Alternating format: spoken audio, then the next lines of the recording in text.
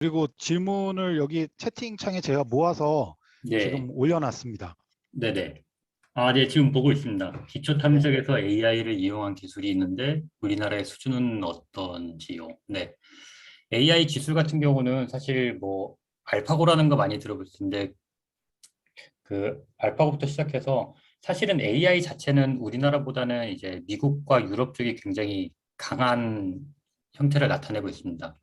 근데 최근에 이제 국내 같은 경우도 뭐 이게 제가 어떤 기업 몇 가지가 있는데 이거를 뭐 직접적으로 이름을 말씀드리기 좀 힘들 것 같고요. 왜냐면 아직 비상장 기업이고 여러 가지 이제 투자가 진행 중인 과정이 있어서. 근데 최근에 AI를 이용한 신약 개발 과정이 굉장히 많이 활발해지고 있습니다. 그래서 앞에서 말씀드렸던 임상약을 예를 들어 기존에 AI가 없는 상황이었으면 2,000개를 직접적으로 만들어내는데 5년이 걸렸다면 최근에는 200개를 선별하는데 1년 정도 걸리는 이제 기술로 개발이 되고 있습니다.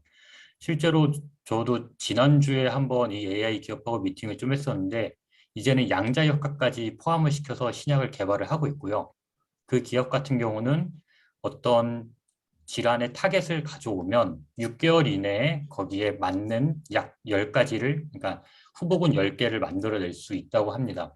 그 실제로 기존에 불과 1, 2년 전에는 약간 공상과학 아니냐 이런 얘기가 있었는데 이제는 이 AI 기반으로 인해서 약을 찾아내는 과정이 굉장히 수준이 높아지고 그럼 우리나라의 수준이 어느 정도냐 했을 때 이제 구글이 가장 뛰어나다라고 한다면 구글 기반으로 했을 때 한 90% 정도까지는 가지 않았나 이 정도로 생각이 좀 들고 있습니다.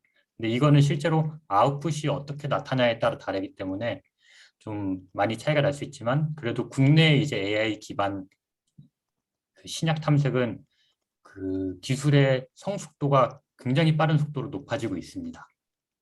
네.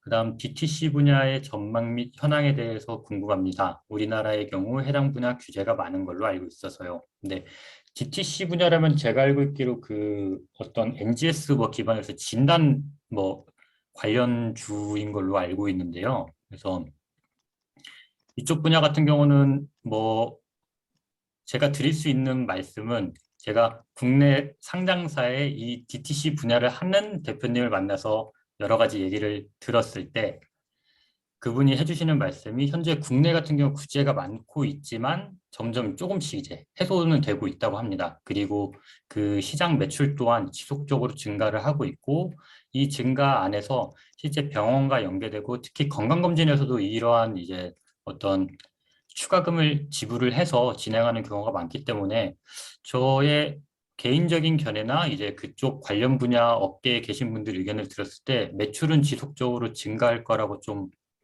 생각은 듭니다. 네. 그 다음으로 긴급 사용 승인에 관해서 다뤄주셨으면 좋겠습니다. 사실 긴급 사용 승인 같은 경우는 그 케이스가 너무 다양하기도 하고 주로 특수한 케이스에 해당하기 때문에 제가 우선은 이번 강연에서 드릴 수 있는 말씀은 긴급 사용 승인 같은 경우는 단순히 한두 명이 뭐 목숨이 위험할 수 있다 이게 아니라 전 세계적으로 아니면 한 국가의 대부분의 인구가 위협을 받을 수 있는 그런 상황. 즉 어떻게 보면 이번 코로나 상황이 그렇게 되는데요. 이런 아주 특수한 케이스일 때 임상 과정을 대부분 시키고 바로 이제 승인을 하면서 그 승인 뒤에 임상 결과도 같이 뽑아내는 구조를 나타내게 됩니다. 그래서 모더나나 뭐 화이자 같은 경우도 승인이 된 뒤에 그 뒤로도 계속 임상은 진행이 됐고요. 지금도 그 임상 데이터는 계속해서 모으고 발표를 진행을 하고 있습니다. 그래서 긴급 사용 승인은 이 정도로 설명을 드리면 될 것 같고요. CDMO와 CMO에 대한 전망이 궁금합니다. 이 전망 같은 경우는 제가 단순히 뭐 좋습니다, 나쁩니다라고 말씀드리기는 어려울 것 같고요. 하지만 기본적인 그 현재 이런 시장 데이터 기반으로 했을 때 앞에서 가장 첫 부분에 제가 그 VC 시장에서 현재 바이오 섹터가 가장 크게 많이 투자되고 있다라고 말씀을 드렸는데 그 회사들이 결과적으로 임상에 진입하고 상장을 하기 위해서는 CMO와 CDMO 회사가 필요로 하게 됩니다. 왜냐하면 본인 기업들이 CDMO, CMO 회사가 아닌 이상은 그 이 자체를 증설하는 데 있어 수십억에서 수백억이 드는 과정이기 때문에 절대로 그 회사에서 진행을 할 수 없는 부분이고 그렇다는 건 결과적으로 이러한 과정을 하고자 하는 기업들이 계속해서 증가하고 있고 증가한다는 것은 결과적으로 잠재적인 이제 고객이 많다라고 볼 수 있겠죠. 그래서 이런 부분들이 지금 국내 이제 CDMO 회사들이 지속적으로 리액터를 새로운 공장을 증설한다. 이런 것도 그런 부분에 이제 반영이 된다라고 할 수 있습니다. 다음으로 3D와 바이오 산업의 앞으로 전망이라고 해주셨는데 이게 3D라는 게 뭐 3D 바이오 프린팅 뭐 이런 건지 이 3D가 어떤 걸 의미하는 건지를 잘 모르겠는데요. 네. 그래서 뭐 이 3D가 만약에 3D 바이오 프린팅 뭐 예를 들어서 어떤 3D 구조의 바이오 인공 장기를 만들어낸다 이런 거라면 사실 전망은 굉장히 유망합니다. 근데 전망이 유명한데 가장 큰 몇 가지 이제 한계들이 있습니다. 가장 큰 한계가 뭐냐면 주로 3D가 바이오와 섞이게 되면 그 3D로 만들어낸 구조체가 결과적으로 그 기능을 해야 됩니다. 무슨 얘기냐면 저희가 엔진 모양, 자동차 엔진 모양을 3D로 똑같이 본뜨는 건 가능하지만 그게 엔진의 피스톤 운동처럼 이 만들어낸 구조가 피스톤 운동을 할 수 있냐 이것인 거죠. 이것처럼 3D와 바이오 산업이 같이 섞이기 위해서는 어떤 구조를 만들고 그런 그 구조 안에서 정확한 세포들이 위치를 해야 되고 그 세포들이 위치한 상태에서 그 3D 기관이 가지는 정확한 기능을 해야 됩니다. 예를 들어 신장이다. 이러면 신장은 이제 혈액들이 들어가고 다시 이제 소변이나 이런 과정들이 거치는 부분인데 이런 것들이 같이 돼야지 단순히 모양만 만들어내는 것은 그것은 바이오가 아니기 때문에 그래서 전망은 굉장히 좋지만 너무 많은 기술들이 복합적으로 적용돼 있기 때문에 당장으로서는 좀 쉽지 않다. 다만 이 기술들이 성숙이 된다면 충분히 시장은 크다. 이렇게 볼 수 있을 것 같습니다. 그리고 마지막으로 제약회사 신약 개발 파이프라인 확인과 진행 과정을 확인할 수 있는 가장 좋은 방법은 무엇인지요? 우선 이 부분 파이프라인 쪽은 제가 뒤쪽에서 한 번 더 말씀을 드릴 거라서 그때 좀 말씀을 드리도록 하겠습니다. 네. 그리고 가장 최근에 올라온 질문이 CMO 업종 회사의 증설 관련 견해가 궁금합니다. 증설은 많은 비용이 드는데 증설한다는 것은 어느 정도 수요가 있기. 네. 앞에 말씀드렸던 그런 수요 부분이 지속적으로 증가하고 있기 때문에 그런 부분도 이제 반영을 해서 하는 거고요. 그리고 사실상 이 리액터 같은 경우는 이게 꽉 차 있는 경우에서는 새로운 신약이나 어떤 생산이 위탁이 들어올 때 생산을 할 수가 없습니다. 왜냐하면 한번 리액터를 돌리게 되면 최소 몇 개월 동안 그 리액터를 그 물질만 생산을 위해서 사용하기 때문에 그래서 항상 이 생산, 뭐 CMO나 CDMO 업체는 이 생산할 수 있는 리액터를 여분의 리액터를 항상 확보를 해놔야 됩니다. 그렇기 때문에 증설이 된다는 것은 그 비용 투자가 들어가긴 하지만 그 뒤에 들어오는 잠재적인 고객이 훨씬 많기 때문에 그것을 과감히 투자한다라고 볼 수 있을 것 같습니다. 네. 그래서 질문에 대한 답변은 이 정도면 될 것 같고요. 네. 네, 그러면 선생님. 네. 그럼 두 번째 이제 바이오 산업의 종류, 생산 중심의 바이오 산업에 대해서 말씀드리도록 하겠습니다. 네. 우선 이번에 말씀드릴 거는 바이오 시밀러와 제네릭입니다. 아마 이 단어도 굉장히 많이 들어보셨을 것 같은데요. 이 단어에 대해서 우선 하나하나 설명을 좀 드리도록 하겠습니다. 우선 바이오 의약품이라는 것은 실제 어떤 생물체에서 유래된 또는 세포, 조직, 호르몬 등을 이용해서 개발된 의약품을 얘기합니다. 그래서 주로 항체 치료제 또는 세포 치료제 이런 약들이 다 바이오 의약품에 포함이 되게 됩니다. 그럼 이 바이오 의약품은 또다시 바이오 신약, 바이오 베터, 바이오 시밀러로 나누어지게 됩니다. 바이오 신약은 말 그대로 신약을 만들어내는 과정입니다. 우리가 새로운 약을 만들어내는 것처럼 바이오 신약을 정말로 가장 처음부터 시작하는 부분이기 때문에 시간과 비용이 가장 많이 들 수 있죠. 그래서 바이오 신약 같은 경우는 벤처 기업들이 아니면 대부분 좀 진행을 꺼려하는 경향은 있고요. 그렇다면 우리나라 제약사나 기존에 있는 바이오 기업들이 좋아하는 것은 바이오 시밀러와 바이오 베터입니다. 우선 바이오 시밀러 먼저 말씀을 드리면 바이오 시밀러는 이제 바이오의 유사체, 즉 특허가 만료된 오리지널 바이오 의약품을 모방해 만든 의약품입니다. 모방해 만들었는데 왜 시밀러냐? 왜 세임이 아니고 시밀러 이렇게 물어볼 수 있는데 바이오 같은 경우는 실제 단백질 구조 하나를 만들어야 해도 수천 개의 단백질이 구조를 형성해서 만들어내게 됩니다.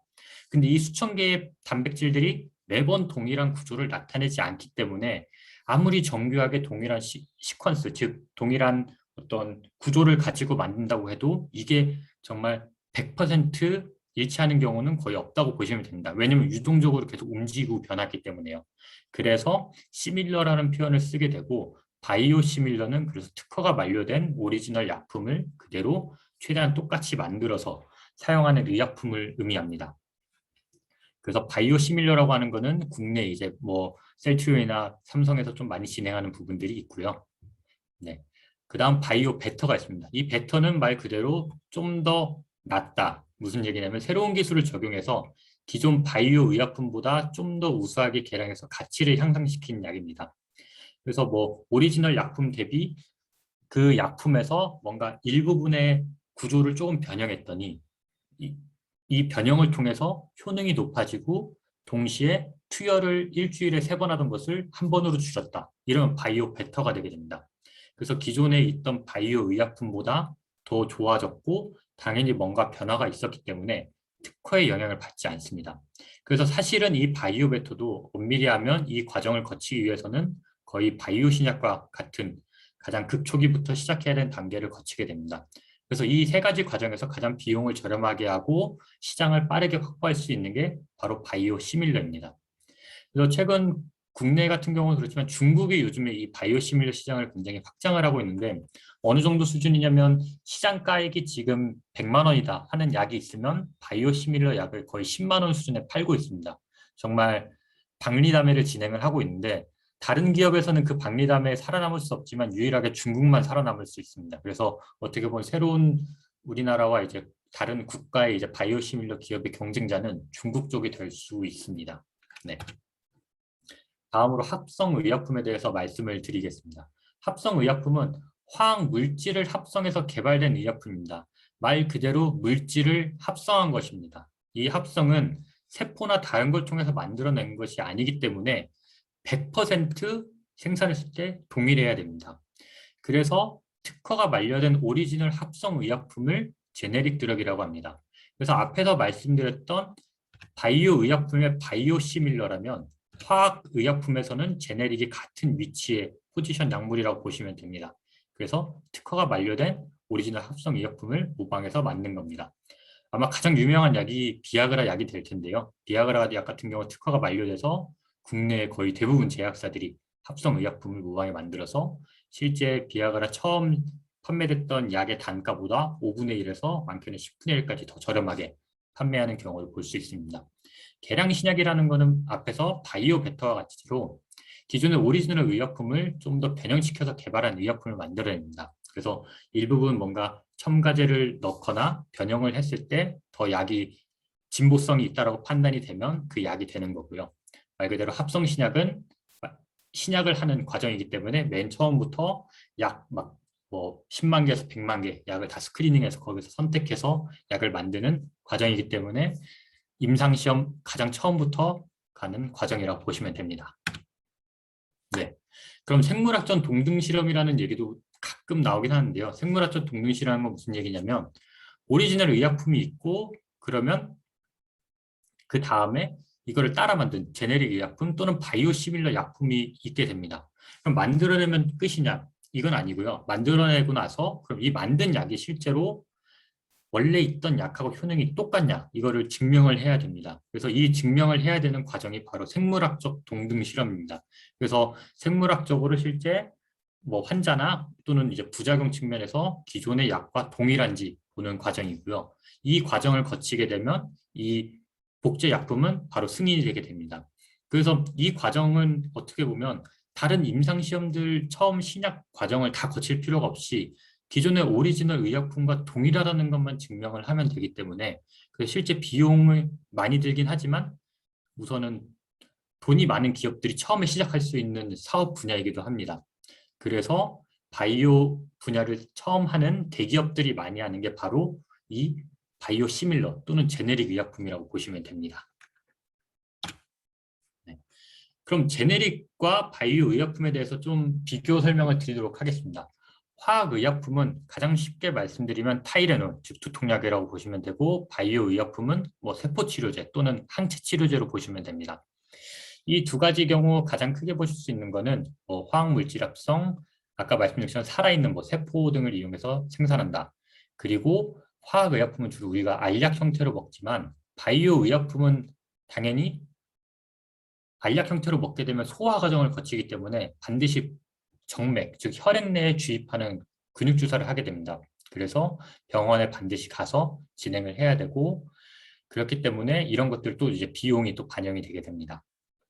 그리고 나머지 내용들은 앞에서 말씀드린 내용들이고요. 그리고 여기서도 이제 제네리카, 바이오 시밀러, 그리고 더 높은 바이오 의약품에 대해서 나온 내용이고 바이오 의약품과 바이오 시밀러의 가장 큰 과정 차이는 이제 개발 비용 차이입니다. 이미 있던 약을 유사하게 거의 동일하게 만들어내는 과정이기 때문에 실제 개발 비용은 바이오 의약품 신약을 만들어내는 것보다 훨씬 더 적고 임상에서 필요한 참가자도 훨씬 더 적기 때문에 이 제네리카, 바이오 시밀러가 실제 신규 대기업이나 어느 정도 자본이 있는 기업이 시작하기에 좋은 바이오 산업이라고 볼 수 있습니다. 네. 다음으로 말씀드릴 부분은 이제 국내 대표 바이오 기업 분류입니다. 이 대표 바이오 기업 분류라는 것은 제가 어떤 기업 하나하나 막 국내에 있는 뭐 1000개에 달하는 바이오 기업을 전체적으로 분석을 다 한 건 아니고요. 앞에 말씀드렸던 바이오 산업의 종류에 맞춰서 그러면 우리가 보통적으로 알고 있는 기업은 어디에 해당이 되는가? 그럼 그 기업 안에서 어떤 구조를 나타내는가 하는 그런 내용입니다. 우선 실제 국가에서 바이오를 분류를 하고 있는데요. 실제 분류는 크게 8가지로 나누고 있습니다. 여기 보시면 뭐 바이오 의학산업, 바이오 화학, 바이오 식품 이렇게 크게 8가지로 나눠지고 이 소분류, 즉 이제 뭐 중분류라고 표현도 하긴 하는데요. 요 나머지 과정들을 포함해서 총 51개로 나누게 됩니다. 그래서 국가에서도 매년 이 바이오 분류 코드와 이제 숫자에 대해서도 변형이 되게 됐는데 굉장히 많은 분류 코드가 나왔다는 것은 결과적으로 그만큼 바이오 산업이 굉장히 크다라는 것을 알 수 있습니다. 그리고 바이오 분류책에 대해서 말씀드리도록 하겠습니다. 바이오 분류책에 가장 처음에 그 강의 시작하면서 말씀드렸던 레드 바이오와 그린 바이오, 화이트 바이오가 있는데 레드 바이오는 지금 저희가 계속 강의 중에 하고 있는 뭐 제약 또는 이제 환자에게 투여하는 약 이걸로 보시면 됩니다. 그래서 뭐 세포치료제는 잘 알고 있듯이 차바이오텍, 뭐 메디포스트, NK 세포를 하는 뭐 녹십자셀 등이 있고 바이오 시밀러는 그래도 국내에서 가장 유명한 셀트리온, 삼성 바이오에피스, LG생명과학, 한올 바이오파마 이렇게 있고요. 유전자 분자 진단이 이제 코로나와 관련된 거의 대부분의 기업이라고 보시면 되고요.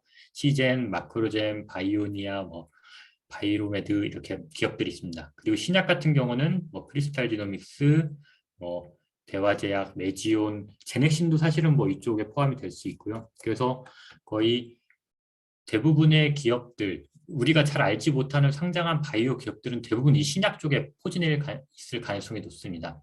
그리고 보통적으로 알고 있는 뭐 한미부터 대웅, 뭐 중에 이런 기업들은 사실은 이 신약과 뭐 세포치료제 또는 중간 어딘가 이렇게 약간 애매한 중간 포지션을 가지고 있습니다. 왜냐하면 이게 요즘 사업화, 그러니까 전략적 사업으로 인해서 한 가지만 하는 것이 아니라 여러 개의 그룹 형태로 해서 진행을 하기 때문에 실제 국내 유명한 제약사들은 여러 가지 포션에 걸쳐 있다라고 보시면 됩니다. 그리고 그린바이오와 화이트바이오는 최근에 이제 점점 성장률이 굉장히 높아지고 있는데 뭐 제일제당, 현대중공업 그리고 SK케미칼, 이지바이오가 있습니다. 그래서 저는 뭐 이쪽 분야도 충분히 뭐 공부를 많이 해서 뭐 주식에 반영을 할 수 있지만 저는 이 분야도 뭐 당장은 아닐지 몰라도 새롭게 계속 시장이 성장하고 있기 때문에 그리고 이 시장 성장은 단순히 국가적인 차원이 아니라 전 글로벌적으로도 그린바이오와 화이트바이오의 이제 집중도가 높아지고 있기 때문에 이 부분도 나중에 기회가 되실 때 뭐 가볍게 보시는 것도 좋을 것 같습니다. 네. 그러면 앞에 말씀드렸던 3가지 분류 코드로 봤을 때 그럼 이 코드에 나눠서 그럼 이 주요 회사가 어딘지에 대해서 한번 살펴보도록 하겠습니다. 우선 서비스 중심, 아웃소싱을 하는 기업, 즉 돈을 받고 진행해주는 기업이 어딨냐 했을 때 삼성 바이오로직스, 그리고 셀트리온도 여기에 사실 포함이 됩니다. 그리고 바이넥스도 포함이 되고 최근에는 SK 바이오사이언스도 여기에 포함이 된다고 할 수 있습니다. 그 R&D 중심력, 직접 약을 개발해서 뭐 기술 이전을 하던가 아니면 신약을 직접 판매하는 곳인데요. 뭐 SK 바이오팜 같은 경우 임상 승인까지 직접 진행한 경우도 있고 유한양행 들 수 있고 뭐 한미약품, 대웅, 중에 뭐 대부분의 이제 제약회사는 다 여기에 포함된다고 할 수 있고요. 마지막 제네릭 중심, 즉 바이오시밀러라는 곳인데 이곳은 셀트리온과 삼성 바이오 에피스로 볼 수 있습니다. 네. 그러면 국내 제약 바이오 대표 3사에 대해서 말씀을 드리도록 하겠습니다. 우선 이 자료는 여기 보시듯이 이베스트 투자증권 리서치넷에서 나온 자료이고요. 이거를 이제 단순히 표로 보기에는 어려움이 있어서 제가 이거를 조금 말로써 간략히 설명을 드리면서 이 대표 3사에 대해서 말씀을 드리도록 하겠습니다. 우선 삼성 바이오로직스는 크게 바이오로직스와 바이오에피스로 나눠져 있는 것을 알 수 있습니다. 당연히 상장사인 바이오로직스고 아직 바이오에피스는 제가 알기로는 뭐 몇 년 이내에 상장은 하지 않을까 약간 이런 생각은 하고 있는데요. 바이오로직스 같은 경우는 지금 사업 영역이 처음 이제 CDMO, CMO에서 지금 이제 CDO와 CMO 그리고 CRO까지 진행을 하고 있습니다. 그래서 물질을 이제 세포주에서 생산하는 수준에서 이제 대량 생산을 하고 그 대량 생산한 거를 임상 단계까지 CRO까지 영역을 확장해서 하고 있어서 거의 약물만 만들어 오면 임상까지 모든 걸 다 해주겠다는 컨셉으로 진행을 하고 있습니다. 당연히 이 과정에서 들어가는 비용은 어마어마하겠지만 이 과정을 삼성이 해준다라는 그 하나 때문에도 실제 동일한 과정이 외국의 A라는 기업이 100억이다. 이러면 삼성은 150억, 200억을 요청을 하는데 그런데도 불구하고 많은 기업들이 계약을 진행을 하고 있습니다.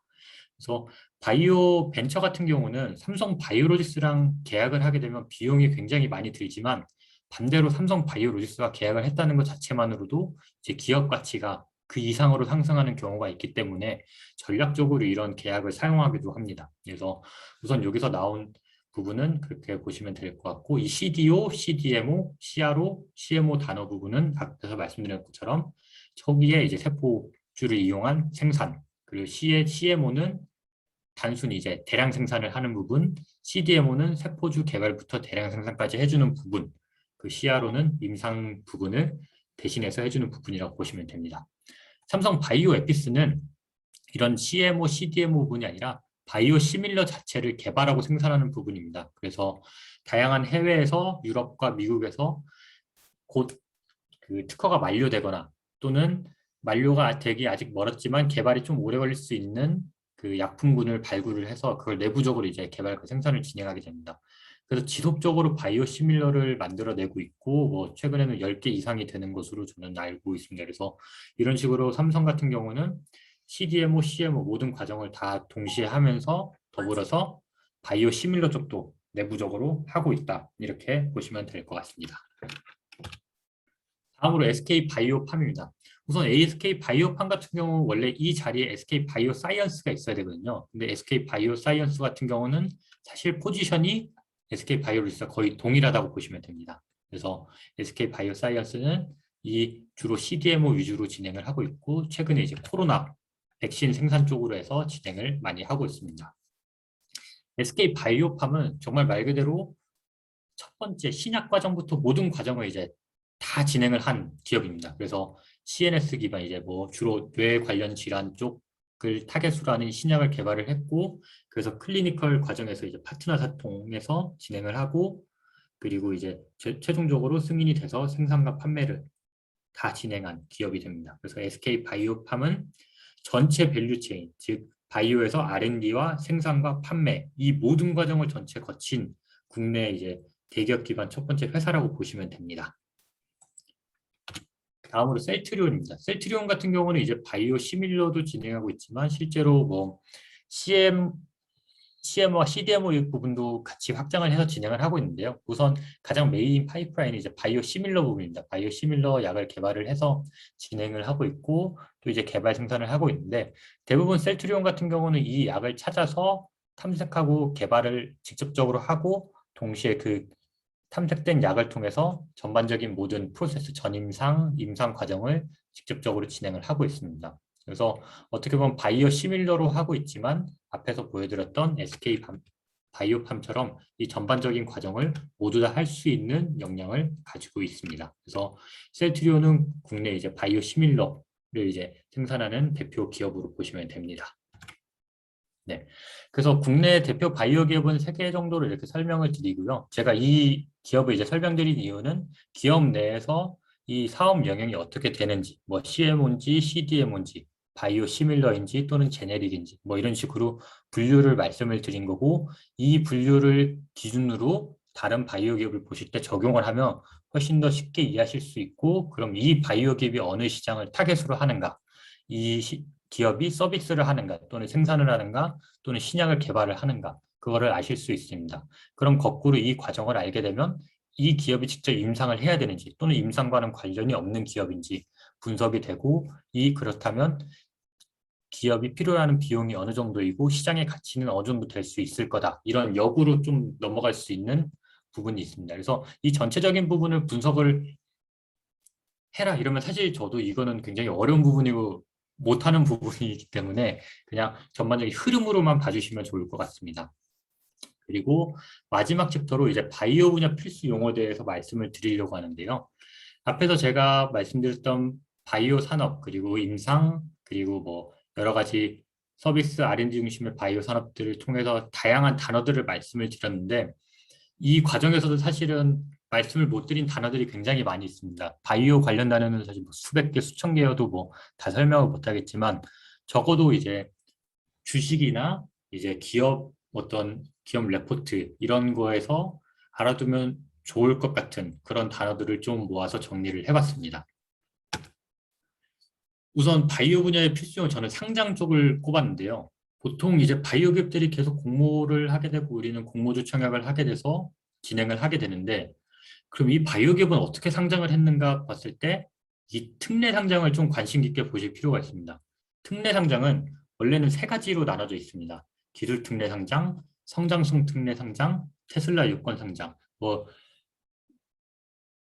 이익 미충족 요건 특례 상장 뭐 이런 식으로 그 이름을 알고 있는데요. 사실 바이오 기업은 테슬라 요건 상장은 상관이 없습니다. 이거는 어쨌든 매출이 나서 그 어느 정도 가능성을 보고하는 부분이기 때문에, 그 제가 알기로는 제주 맥주였나 그 기업들이 뭐 이런 형태로 상장을 하고, 바이오 기업은 이 두 가지 형태로 상장을 합니다. 제가 이걸 말씀드린 이유가 뭐냐면, 우선 이 바이오 기업이 기술이 있는지 없는지를 판단할 때 이 특례 상장을 통해서 먼저 1차적으로 확인해 볼 수 있습니다. 기술 특례 상장이라는 건 무엇이냐면, 한국거래소가 직접 인증하고 지정한 평가기관 두 곳으로부터 기술 평가를 받는 겁니다. 이 기술 평가에는 이 기업이 그동안 무엇을 했는지, 어떤 기술을 가지고 있고, 어떤 라이센싱 또는 M&A 과정이 있고, 현재 가지고 있는 모든 신약 과정들의 약들이 임상 어디에 진행을 하고 있고, 결과가 어떤지, 모든 내용을 다 통합한 내용들을 가지고 이제 평가를 하게 됩니다. 그래서 이 기술을 평가할 수 있는 거래소에 이제 랜덤으로 무작위 전문 평가기관 두 곳에 보내서 이 평가를 받게 되고, 그 평가 등급은 AA부터 뭐 A, AA, A 그리고 BBB 이런 식으로 등급을 나누게 됩니다. 이 기술 평가를 하게 되면 보편적으로 평균 B 플러스, 최근에는 이제 평균 A 등급이 나와야 상장이 되게 되는데요. 이 A 등급이라는 건 반대로 말하면 내가 알지 못하는 이 회사의 기술을 누군가 전문 평가 기관이 평가를 해서 점수를 매겨준 겁니다. 그럼 A다 이러면 그래도 여기의 기술은 적어도 거짓말은 많이 없겠구나. 왜냐면 있을 수도 있기 때문에. 하지만 기술 특례라는 거는 기술을 기반으로 상장을 시켜주는 때문에 기술이 좋지 않으면 상장이 안 된다는 얘기입니다. 그래서 이 회사가 기술이 좋은지 안 좋은지 잘 모르겠는데 거꾸로 상장이 어떻게 되는지 보면 기술 특례다 이러면 그러면 내가 모르는 기술이 있겠지만 적어도 그래도 기술적인 측면에서는 좋은 기술을 가지고 있구나, 이렇게 보시면 됩니다. 반대로 성장성 특례 상장이라는 게 있습니다.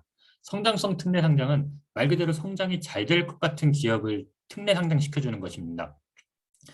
이 경우는 사실 상장주관사가 말 그대로 끌고 가는 겁니다. 상장주관사가 이 기업은 우리가 봤을 때 무조건 성공해, 그래서 상장시켜줘, 이렇게 거래소에 얘기를 합니다. 그럼 거래소는 좋아, 그럼 너네가 데려온 애니까 우리가 상장은 시켜줄게. 대신에 이 상장된 기업이 만약에 상장된 이후 6개월 기간 동안 상장가액의 90%에 해당하는, 즉 예를 들어 10만 원짜리가 9만 원짜리가 됐을 때 그 아래로 떨어지면 너네가 풋백 옵션을 통해서 그 차액을 손실을 떠안아야 돼. 이 조건입니다. 무슨 얘기냐면 너네가 데려와서 상장시킨 거니까 만약에 이 기업이 주식으로서 만약에 주주들이 손해를 보면 너네가 그 손해본 부분을 보장을 해줘라. 이 얘기입니다. 그래서 이런 과정을 성장성 특례라고 합니다. 성장성 특례는 그래서 주로 상장사들이 많이 하려고 하는데 이 경우는 좀 주의해서 보실 부분이 있습니다. 성장성 특례는 말 그대로 상장사가 그러니까 주관사가 상장을 시키는 거기 때문에 기술이 좋지 않아도 상장이 될 수 있습니다. 그래서 성장성 특례는 당연히 바이오 기업, 좋은 기업들도 굉장히 많이 있지만 반대로 이곳에 투자된 VC나 개인 투자자 또는 뭐 사모펀드든 PE든 다양한 자본금들이 이제 엑싯을 하기 위해서, 즉 수익 실현을 하기 위해서 하는 과정들이 굉장히 많기 때문에 성장성 특례라 이러면 우선 한 번 더 주의 깊게 보실 필요성은 있습니다. 그래서 최근에 트렌드는 또 어떠냐? 성장성 특례로 가는데 기술 특례를 일부 거치는 과정도 있습니다. 그 과정을 말씀드리면 지금 요 두 기업 같은 경우는 뭐 GI 이노베이션이나 D&D 파마텍 같은 상장이 된 기업은 아닌데요. GI 이노베이션 같은 경우 기평 통과, 제가 아까 보여드렸던 그 기술 평가를 하는데 AAA 등급 3개를 받았다고 합니다. 근데 이 기업은 성장성 특례로 상장을 진행을 하려고 합니다. 근데 앞에서 말씀드렸지만 성장성 특례는 기술 평가를 받을 필요가 없는데 이곳은 평가를 받았습니다. 무슨 얘기냐? 결과적으로 우리는 성장성 특례지만 기술이 굉장히 좋다. 이거를 전략적으로 사용을 한 겁니다. 그리고 우리는 기술 특례는 2곳이지만 우리는 3곳에서 트리플 A를 받았다.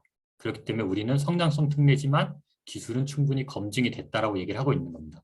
이 경우는 그래도 어느 정도 기술 평가를 받았기 때문에 기술이 어느 정도 있구나 이렇게 봐주셔도 됩니다. 근데 이 얘기는 제가 뭐 지에이노베이션을 나중에 상장하면 매수하세요 이 얘기는 아니고요. 이런 식으로 어떤 기술 평가를 한 수치가 실제로 있고 이거는 충분히 기사로도 확인하실 수 있기 때문에 그런 부분을 좀 이렇게 제가 직접적으로 예시를 들어서 보여드리는 거고요.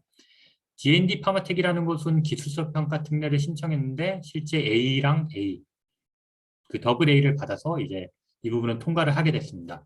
그래서 여러분들이 모르는 기업들이 바이오 기업이 등장했는데 이 기업이 좋은지 안 좋은지 잘 모르겠다 할 때는 그 상장할 때 어떤 과정을 통해서 했는지 그리고 과정에서 평가 점수가 어땠는지 그것만 보셔도 그래도 기술이 대략적으로 좋구나 나쁘나를 간접적으로 확인을 하실 수 있습니다. 그 다음으로 바이오에서 굉장히 중요한 단어가 GMP인데요. 앞에서 말씀드렸던 모든 과정들이 사실은 GMP와 연관성이 있습니다.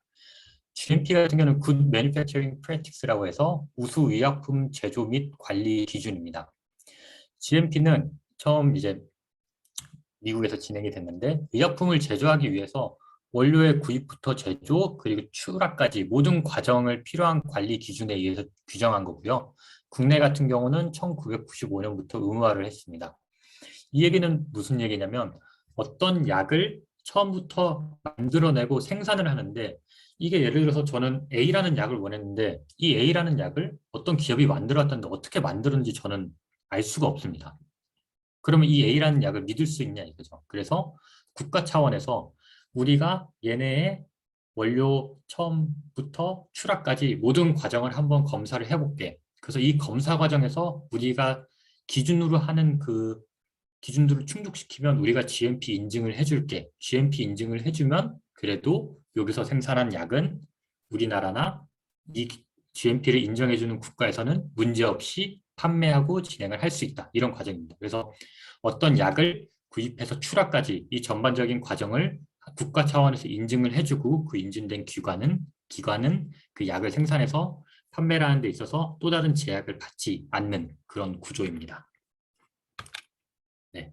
그래서 이런 GMP는 사실 국가별로 차이가 있는데요. 뭐 WHO에서도 하고 EU에서도 하고 미국에서도 합니다. 국내에서도 하고 있는데 또 CGMP라는 단어가 있습니다. CGMP라는 단어는 이 GMP의 사실상 한 단계 업그레이드 버전입니다. current라는 단어가 들어가서 이 매 순간순간 항상 가장 높은 등급을 유지하게 만드는 GMP입니다. 그래서 이 GMP는 FDA에서 만든 가장 높은 등급이고요.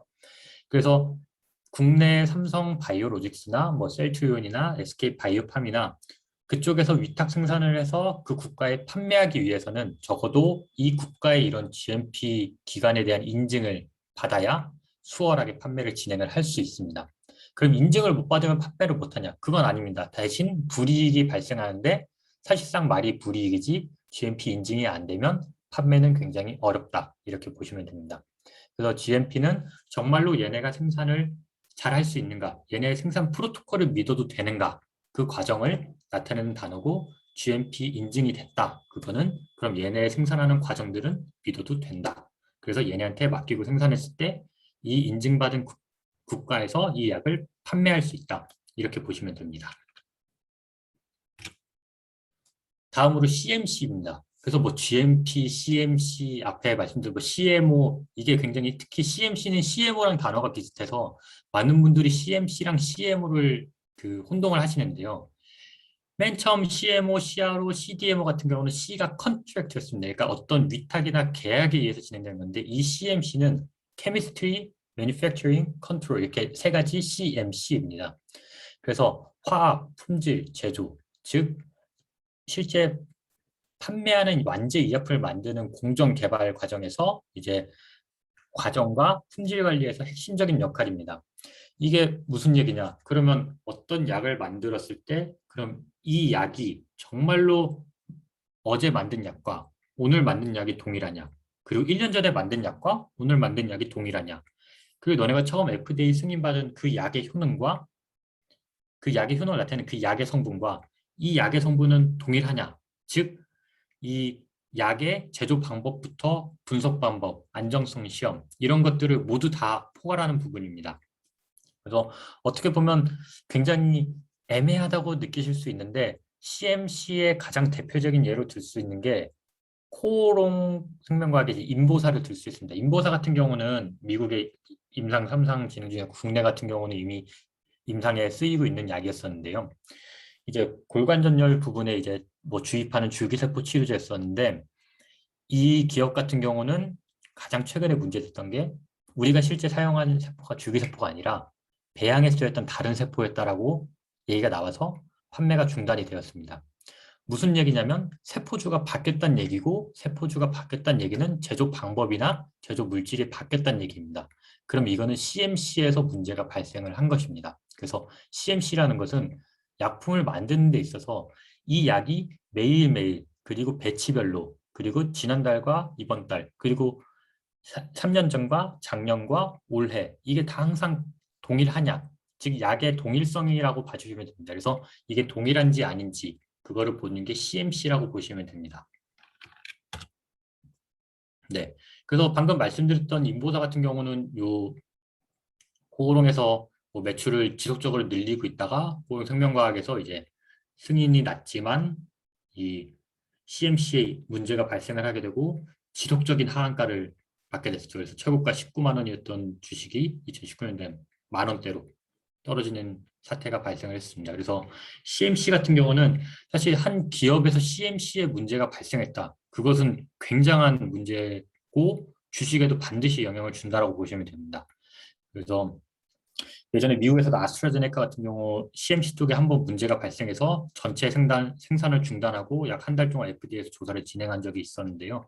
그래서 CMC 쪽은 어떻게 보면 중요한 단어기도 하지만 만약에 이쪽에 문제가 생긴다 하면 그것은 기업의 존폐를 정말 결정지을 수 있을 정도로 중요한 요소가 될 수 있다. 이렇게 보시면 됩니다. 네.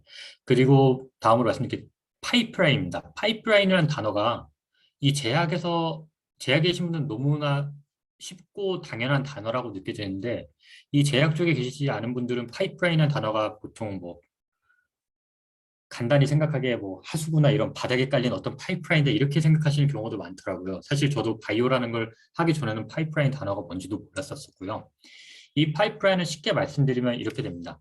어떤 신약을 개발하는 또는 어떤 약물군이 있는 회사에서 그럼 어떤 약물군을 판매를 하는가? 그 판매되는 종류를 파이프라인이라고 보시면 됩니다. 그래서 아까 질문 중에 파이프라인을 어떻게 확보하냐, 그 기술 단계는 어떻게 확인하냐라고 질문을 해주셨는데 사실 거의 국내나 해외 기업 같은 경우는 대부분 파이프라인을 홈페이지에 이제 좀 정리를 하고 있습니다. 그래서 이 단어나 이런 부분들이 굉장히 잘 보이는 위치에 있지는 않은데 좀 이렇게 찾아보시면 제가 대웅제약을 예시로 가져왔는데요. 보통 연구 단계에 있는 파이프라인, 그리고 전임상 단계에 있는 파이프라인, 그리고 임상, 1상, 2상, 3상, 그리고 승인된 약까지 각각의 파이프라인 이렇게 나타내게 됩니다. 그래서 이런 파이프라인들을 통해서 이 회사가 현재 가지고 있는 약물군의 종류죠. 종류가 몇 가지가 있고 그 각각의 종류가 임상 어디에 진행 중에 있는지 그것을 확인하실 수 있습니다. 그래서 국내 대부분의 제약회사는 모두 확인이 가능하시기 때문에 이쪽 부분에 들어가시면 확인이 가능하시고 대부분 이렇게 플러스 표시가 된 부분은 이 약에 대해서 좀 더 세부적이고 좀 더 이제 정확한 정보, 그러니까 좀 더 데이터 같은 부분들을 좀 보여주는 경향이 있기 때문에 만약에 이쪽 기업에 투자를 하시겠다 이러면 파이프라인이 몇 개인지 또는 임상이 그래도 좀 진행되고 있는 게 어느 정도 되는지 기사를 통해서도 확인이 가능하십니다. 네.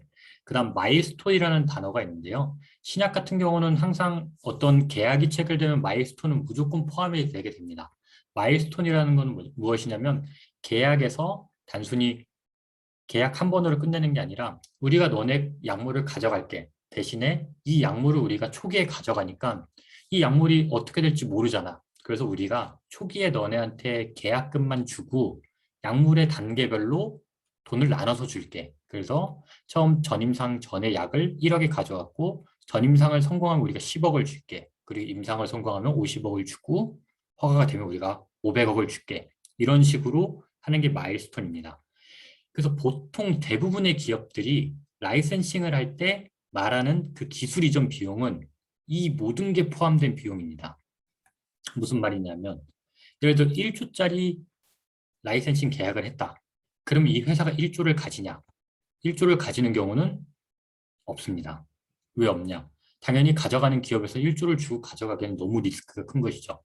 그래서 보편적으로 국내나 글로벌 기업 같은 경우 라이센싱을 할 때 적게는 전체 금액의 1.5%에서 많게는 10%가 업프런트, 즉 계약금이 됩니다.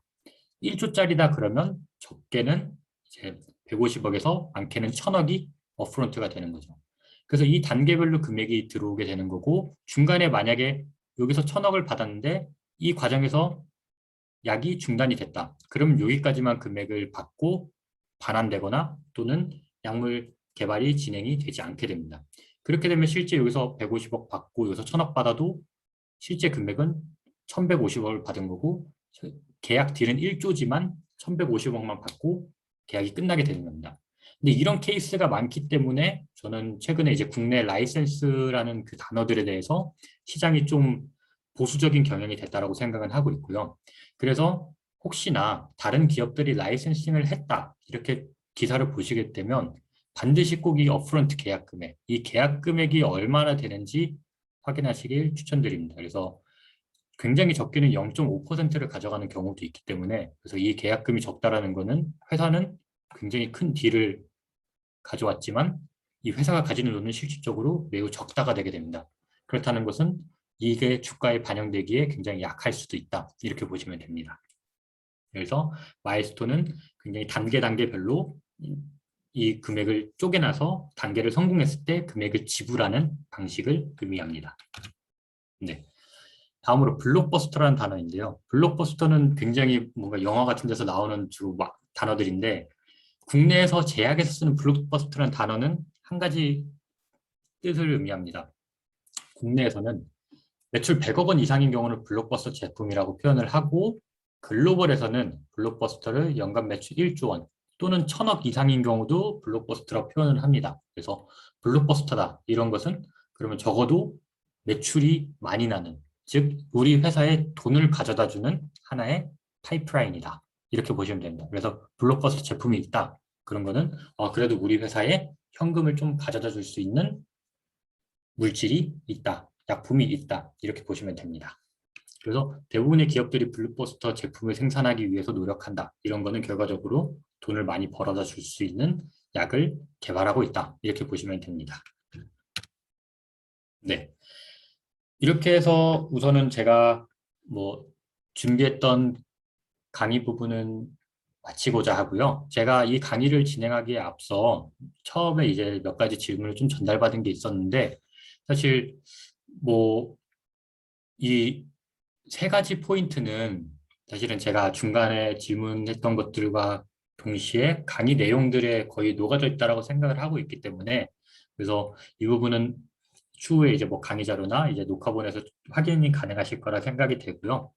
이 제넥신 백신이 가능할 거라는 질문을 좀 받았는데 아마 제넥신 같은 경우는 사실 저희 뭐 저희 개인적인 부분이지만 저희 식구 중에서도 제넥신이 가능하겠냐 이렇게 질문을 주신 경우가 있어서 그렇죠. 제넥신에 물린 사람이 굉장히 많죠. 그래서 제넥신 백신이 가능하겠냐 해서 저는 제넥신 백신이 된다 안 된다를 얘기하지 않고 이제 과학적인 부분으로 이 가능성을 좀 그래도 판단하실 수 있게 말씀을 드리도록 하겠습니다.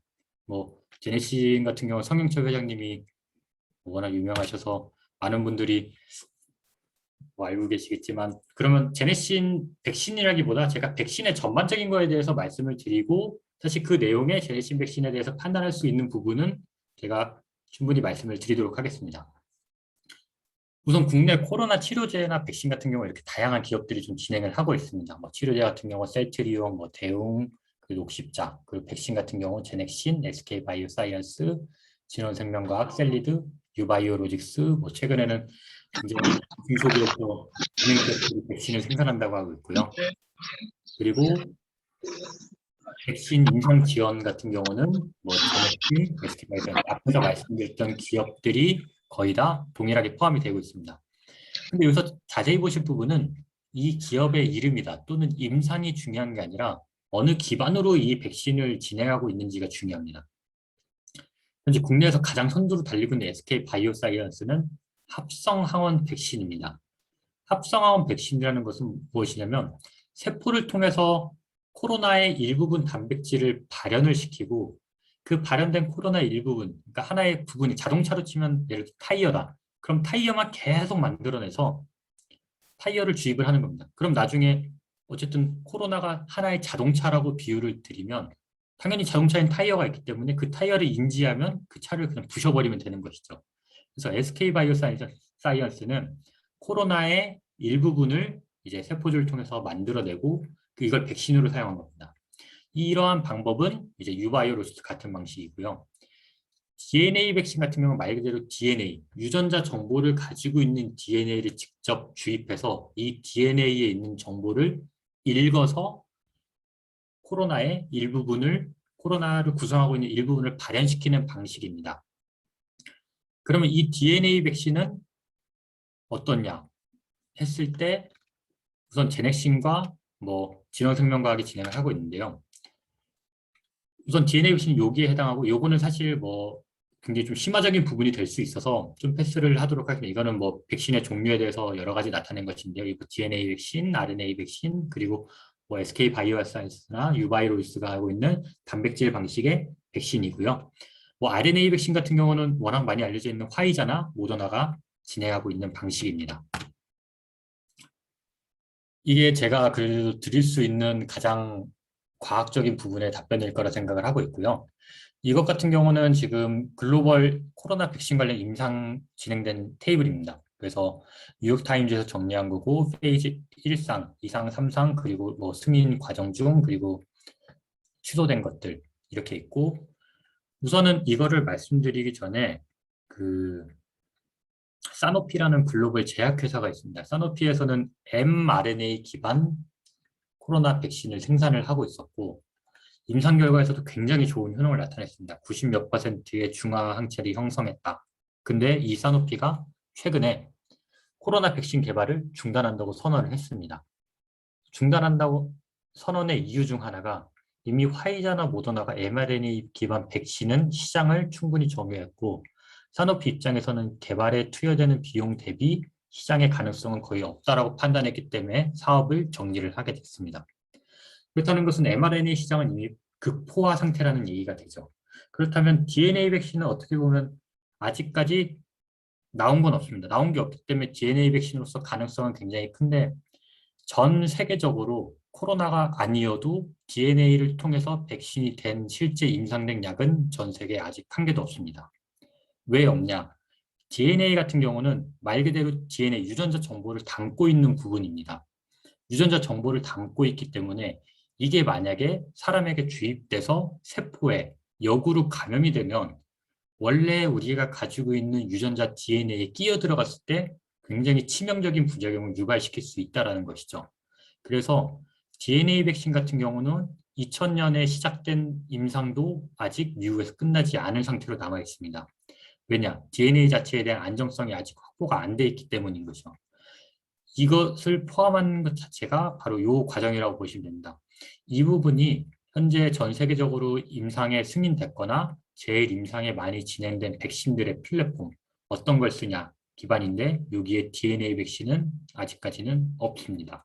그래서 제가 아마 뭐 제넥신의 백신은 어떠냐라고 했을 때 제가 글로벌 현재 백신의 상황, 전반적인 상황에 대해서 비교해서 말씀드리면 이 정도까지 말씀드리는 게 가장 최선이지 않을까라는 생각은 듭니다. 네, 그래서 DNA 백신, 요약해서 말씀드리면 DNA 백신은 아직까지 임상에 뭔가 아웃풋을 보여준 게 없기 때문에 선두가 될 수 있지만 반대로 그 선두가 되기 위해서는 굉장한 시간과 비용과 노력이 들 수 있다. 이렇게 보시면 됩니다. 네. 그래서 질문은 요 정도까지 해서 드리면 될 것 같고요. 네. 그래서 네, 우선 전체적인 질문까지 해서 제가 우선 발표 내용은 여기까지 해서 마치도록 하겠습니다. 네, 선생님 감사합니다. 권 과장님 들리세요? 네, 잘 들립니다. 네. 아, 선생님, 그 네, 마지막에 네, 여기 바이오 그 관련해 가지고 바이오 섹터 뭐 불확실한데 이제 같이 투자하는 사람들이 좀 많이 꺼린다 뭐 이러면서 코스닥 이제 150 종목 중에 바이오 회사 비중이 한 60% 정도였는데 이게 최근에 좀 줄었다고 하는데 바이오 섹터 성장성은 괜찮게 성장성을 보면 괜찮은데 코스닥에서 비중이 과도하게 높다라는 점을 우려를 하던데 선생님 의견이 어떠신지요? 라는 질문이 하나 있습니다. 네, 사실 저도 이 부분에 대해서 굉장히 적극적으로 동의를 하고 있고요. 네, 그래서 요즘 그 이제 뭐 사모펀드나 그쪽 이제 VC 쪽에서 투자 동향 중에 새롭게 나오고 있는 부분이 바로 해외 투자입니다. 네, 해외 투자 같은 경우는 왜 많이 하냐 했을 때 뭐 이게 실제로 글로벌 기업이나 국내 제약회사 이제 뭐 전략 쪽에 이제 경영진, 뭐 임원진 분들 만나서 얘기를 해봐도 거의 동일하게 하시는 말씀이 국내 바이오 기업의 밸류가 너무 높아서 기술이 좋아도 사올 수가 없다라는 얘기를 합니다. 무슨 얘기냐면 아, 이 기술이 좋아도 그 가치가 너무 정상적인 가치를 넘어서 너무 높다라는 표현을 많이 합니다. 그래서 이게 투자에도 반영이 되고 있고 그래서 요즘 이제 어떻게 보면 투자의 가장 선두 그룹에 해당하는 뭐 사모펀드나 그쪽 부분들은 이제 해외 바이오 투자를 좀 많이 늘려가고 있는 상황입니다. 그래서 이거는 어떻게 보면 반대로 말하면 그쪽에서도 이미 시작이 된 프로세스고 그렇다는 거는 국내 바이오 기업에 대한 밸류가 좀 성장성은 높지만 밸류 자체가 너무 높지 않나 이런 얘기가 계속해서 나오고 있고 사실 저도 이 부분은 굉장히 좀 동의하는 편입니다. 비중이 높다는 건 결과적으로 밸류가 높다는 거고 그럼 그 밸류가 언젠가는 한번 조금은 조정이 오는 시기가 있지 않을까 그런 얘기를 하고 있고 사실 거의 바이오 쪽에 있는 이제 저와 뭐 동업 하시는 분들도 거의 관련된 분들도 다 동일하게 얘기하고 계시지만 언젠가 거품이 낀 기업도 있고 안 낀 기업도 있지만 한 번 정도는 이렇게 다져가는 시기는 필요하다. 이 바이오가 성장을 하기 위해서는 그런 얘기를 좀 많이 하고 있습니다.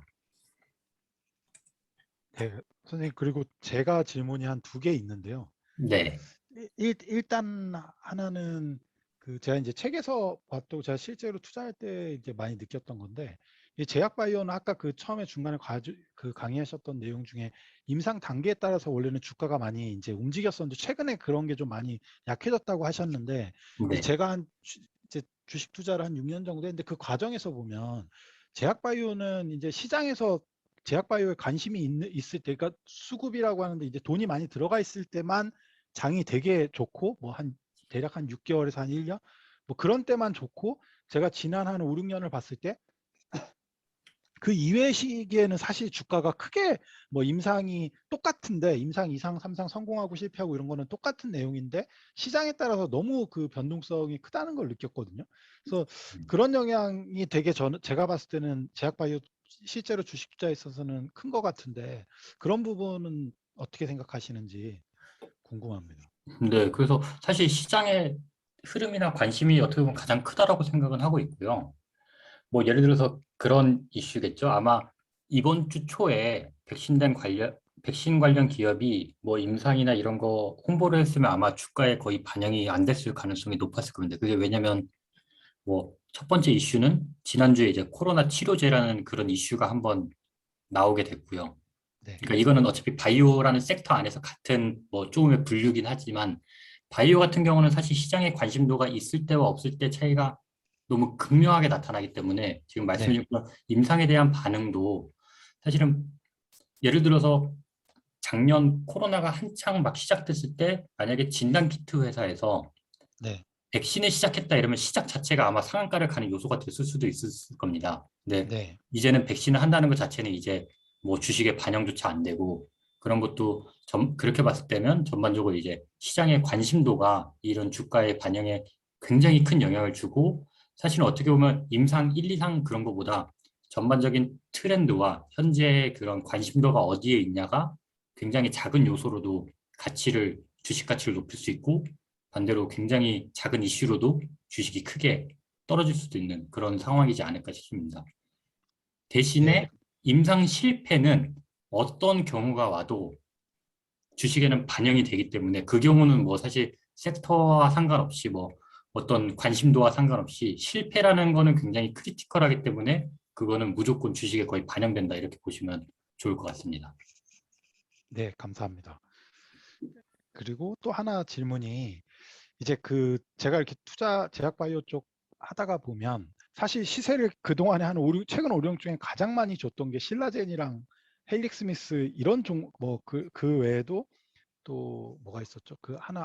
이름이 생각이 안 나. 하여튼 그런 종목들이 사실 결과적으로는 다 실패해서 다 이제 안 좋았던 경우들이 되게 많아서 사실은 이제 제가 전공자가 아닌 입장에서 투자하기가 되게 어려운 부분이 하나가 있고요. 그리고 이제 그래서 제가 이렇게 어떤 기업이 좋은 기업일까를 고민을 하고 자료를 이렇게 찾아봤는데 이제 뭐 책이나 리포트나 이런 데서 읽은 내용으로 보면 이제 일단 하나는 라이센스 아웃을 했던 기업을 투자를 하는 게 그래도 기술력이 검증된 거다라는 거를 제가 봤었고 또 하나는 뭐냐면 그냥 전혀 리포트가 없는 기업보다는 그래도 리포트가 나오는 기업들을 투자하는 게 그래도 검증이 된 기업이기 때문에 사기치는 기업이 아닐 가능성이 높다.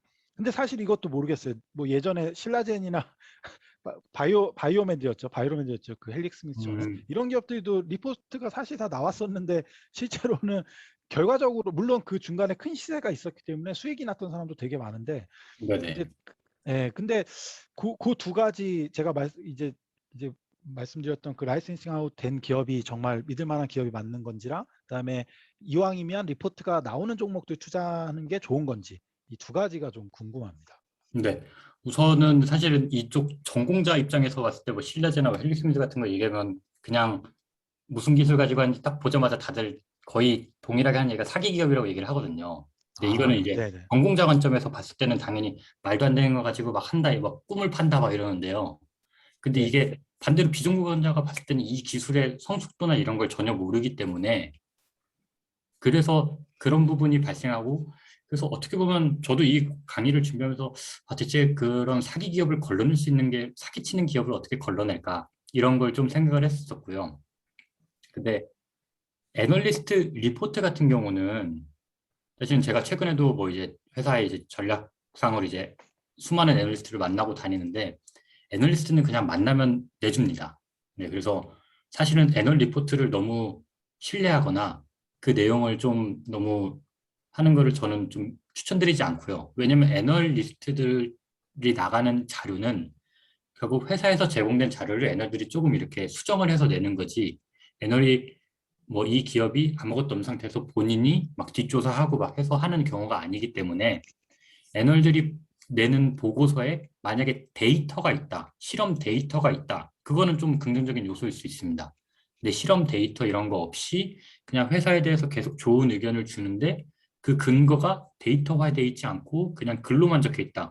그러면 그건 좀 의심해 볼 필요성은 있습니다. 그러니까 회사 자체가 영업만 잘하는 거죠. 기술은 없이.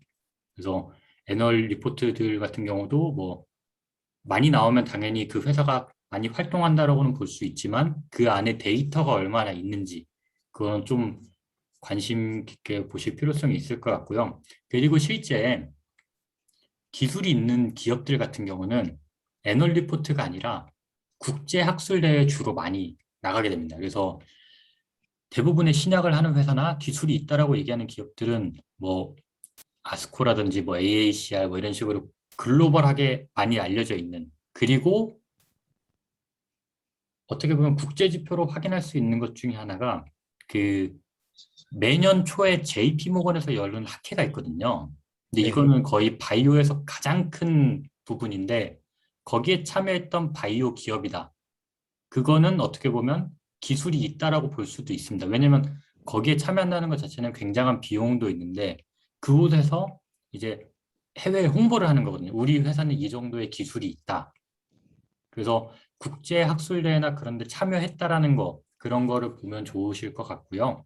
그리고 그럼 국제 학술대회는 내가 데이터를 어떻게 알아? 이렇게 생각하시는데 대부분 그것도 국제 학술대회 끝나고 1, 2주 이내에 애널들이 참여했던 애널들이 쭉 정리해서 레포트를 발행을 합니다. 그래서 그쪽에 참여했던 한국 기업이 뭐가 있었는지 그렇게 보시는 것도 한 번은 그래도 사기치는 기업인지 거짓말하는 기업인지 아닌지 좀 판단할 수 있는 부분이지 않을까 싶고요. 사실 제일 좋은 방법은 그 회사에서 냈던 논문을 보는 건데 논문은 사실은 제가 여기서 지금 말씀드릴 수 있는 부분은 아닌 것 같고요. 네. 그래서 간접적으로 확인할 수 있는 거는 정말로 본인들이 기술 가지고 어떤 것을 했는지 그런 데이터나 어떤 활동 이거를 보시는 게 좀 좋지 않을까 싶습니다. 네, 선생님. 너무 궁금증이 완벽하게 해결됐습니다. 감사합니다. 네. 어, 원하시는 답변이었고 또 참석해 주신 분들의 원하시는 강연이 됐는지 잘 모르겠습니다. 선생님, 여기 채팅에 마지막 답변이 너무 주옥 같았다고 합니다. 네. 네, 감사합니다. 저도 되게 이런 부분들 되게 궁금했는데 지금 얘기해 주신 게 너무 도움이 많이 됐던 것 같아요. 그리고 저도 이제 제약바이오 쪽 투자를 뭐 저도 이제 잘은 모르지만 비전공자로 계속 관심 가지고 이제 보고 했었는데 이제 오늘 그 정리해 주신 내용도 그 발표 자료도 너무 신경 써서 너무 잘 만들어 주신 것 같고 내용도 사실 저도 비전공자다 보니까 어려운데도 이게 이해가 너무 잘 됐어요. 너무 쉽게 잘 설명을 해주셔 가지고 너무 네. 도움이 많이 돼서 다음에 또 혹시 기회가 되시면 제가 또 부탁드려도 되나요, 선생님? 네, 다음번에 뭐 근데 아마 그때는 이거보다 훨씬 더 어려운 내용이 돼서 네. 굉장히 어려우실 수도 있을 것 같은데요. 벌써 그 심화 신청하신 분이 있습니다. 네. 사실 이제 심화라는 거는 어떻게 보면 이제 전공 쪽 내용을 이렇게 조금씩 건드리는 거기 때문에 네. 네. 그래서 네, 뭐 진행을 하게 되면 그때는 뭐 관련 내용을 좀 더 이렇게 디테일하게 뭐 보여드릴 수 있지 않을까 싶긴 합니다. 네. 네, 선생님 너무 감사합니다. 이 시간이 이제 돼서 네네. 제가 오늘 혹시나 제가 나중에 이제 우리 그 구성원들이 조금 질문이 있다고 하면 네. 제가 이렇게 살짝 좀 부탁 좀 드리겠습니다, 선생님. 근데 뭐 추가적인 질문이 있는 경우는 저한테 전달해 주시면 제가 뭐 네, 글로라도 이렇게 좀 작성해서 네, 네, 보내드리도록 하겠습니다. 네, 선생님. 오늘 2시간 동안 저는 너무 유익하게 들었고요. 아마 다른 분들도 굉장히 유익하셨을 것 같아요. 저도 이제 이쪽 투자를 하다 보니까 이제 저도 많이 리포트도 보고 하긴 했는데 오늘 이 내용만 잘 숙지를 하면 앞으로 투자하시는데 정말 도움이 많이 될 거라 생각했습니다. 정말 감사합니다, 선생님. 네, 이렇게 도움이 되셨다니 정말 다행이고요. 그래서 뭐 이런 정보들을 토대로 좀 이제 바이오 분야가 워낙 요즘 이슈화가 많이 되고 뜨고 있기 때문에 그래서 좀 더 이제 사실은 이런 내용들이 뭐 바이오 투자를 위해서라기보다 뭐 추후 이제 바이오 기업들이 나왔을 때 투자를 하는 과정에서 좀 더 제대로 된 기업을 선별할 수 있을 때 그런 하나의 이제 지식이 되는 기준선이 됐으면 좋겠고요. 그래서 다들 좀 좋은 투자를 하셔서 네, 뭐 좋은 결과를 얻으셨으면 좋겠습니다.